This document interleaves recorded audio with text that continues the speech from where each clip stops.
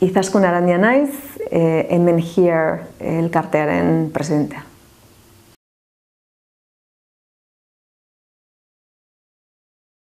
Hau hasi zen, nik Inglaterran urte pilo bat pasadet, han bizi nintzen urte pilo bat, eta han ikusentzunezkoan lana egin nuen, eta han konturatu nintzen ze emakume gutxi gauden industria honetan. Baina beti sensazio ematen ziten zela gauza normal bat horrela zela, ez?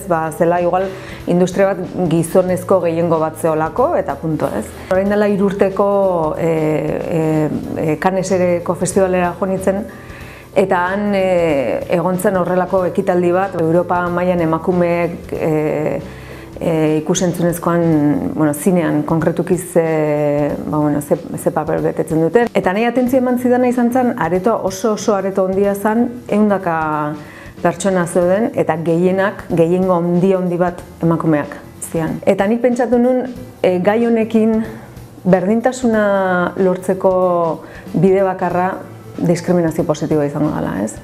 Eta orduan, kontzeptu horiek pixkat buruan edukita, bururatu zitzaidan hemen sortzea.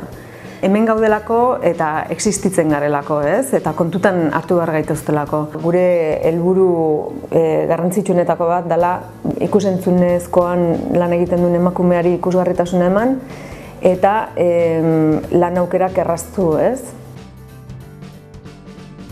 2 erregistro mota izango ditugu, bat profesionala bazara, profesional bezala sartu ahal izango zera, eta hor emakumeak bakarrik sartu ahal izango dira.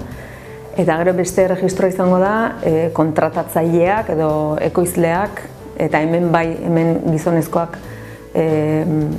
sartu ahal izango dira. Eta orduan bakoitzak bere profila sortuko du, eta profila nahiko detailatua da, bakoitzaren esperientzia eta ze eremutan lan egin duen. Astero egingo dugu erregistratutako emakume horien artean profil bat destakatuko dugu edo nabarmenduko dugu.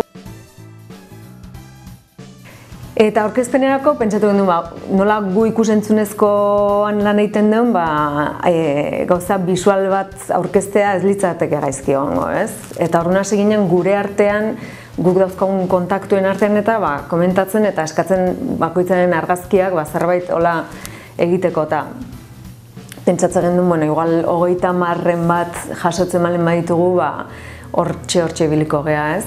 Eta, astebeten gure artean jaso ditugu, ia 100 argazki, ez? Eta, horrek esan nahi duna da, izugarrizko interesa dagoela, eta jendeak bai nahi dula hauek existitzea, ez? Eta bai nahi dula elkartzea, eta bai nahi dula nolabait emakumeon ikusgarritasuna pixkat zehatzea sustatzea, ez?